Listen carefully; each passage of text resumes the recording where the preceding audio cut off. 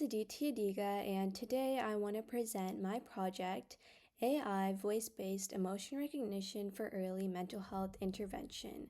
But first, before going into my project, I want to give you a little bit more information about me.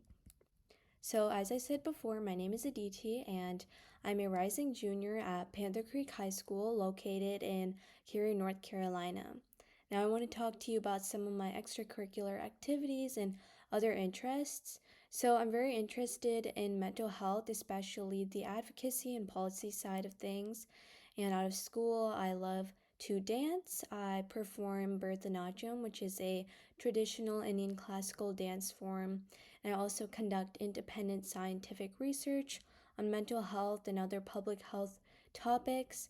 Along with this, in school, I'm part of my Future Business Leaders of America, or FBLA, chapter, and I'm currently leading a crime prevention project. Now I want to give you some background on the global mental health crisis for those of you who may not be as familiar. So right now, 1 in 5 people have a diagnosed mental health disorder according to the National Institute of Mental Health. Many of them are undiagnosed due to stigma and subjective diagnosis methods. This especially affects low resource settings in youth and marginalized communities. The problem here is that there is a lack of objective, scalable tools for early detection and for early mental health intervention. The purpose of my project is to study the human voice. Our voice reflects emotional and mental states, and even very subtle changes can reflect our inner emotional patterns tying to mental health disorders, whether it be tone, pitch, or word choice. Speech-based diagnosis is also pretty flexible and can be tailored to individual people. So using this information, I wanted to create an AI model to analyze voice samples for emotional states, and this would in turn help support early mental health intervention. So going into my methodology, I publicly used a data set and used almost 1440 voice samples for training and 361 for testing. And the emotions that I tested included anger, happiness, and disgust. And to add more variety to these samples, I used data augmentation, including pitch shifting and noise injection.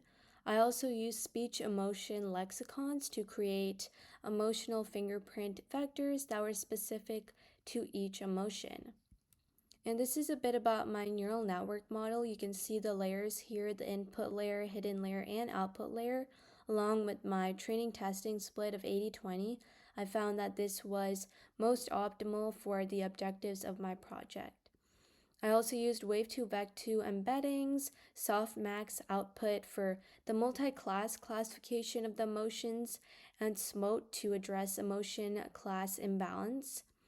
And so I also trained the model for 50 epochs with around an 85% training accuracy. And here's my testing and results. So I tested my AI model using an iOS prototype against the same voice samples that were data augmented just a little bit more. And I had around a 77% testing accuracy. My iOS prototype I was using was built by myself using Flask API and Swift so that I could receive real-time emotion classification.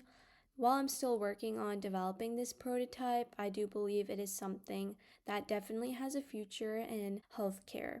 So here are my results, the F1 scores of the accuracy per specific emotion. And so I noticed there was a very strong recognition of more robust emotions, and there was overlap between emotions which had vocal subtlety, but that is something I definitely want to work on.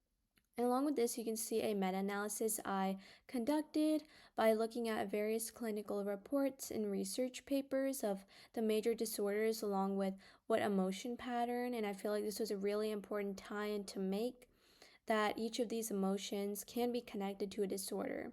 This AI model can identify emotions common in major disorders as a supplementary tool for healthcare professionals to make their diagnoses more objective and scalable per person and to ensure there's no bias and human error. So, in conclusion, I do believe that this model tackled many gaps in early detection with a voice based approach, and there were some limitations because the dataset doesn't capture full real world variation. But I did try to capture different races and genders through the dataset. Along with this, the more subtle emotions like calmness and sadness needed more refinement.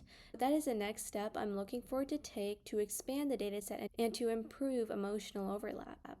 So here's a bit of call to action to imagine a future where a simple voice check can help someone get help before a crisis. And so here are some of the references that I used, and I truly believe that they were very helpful throughout my whole research process.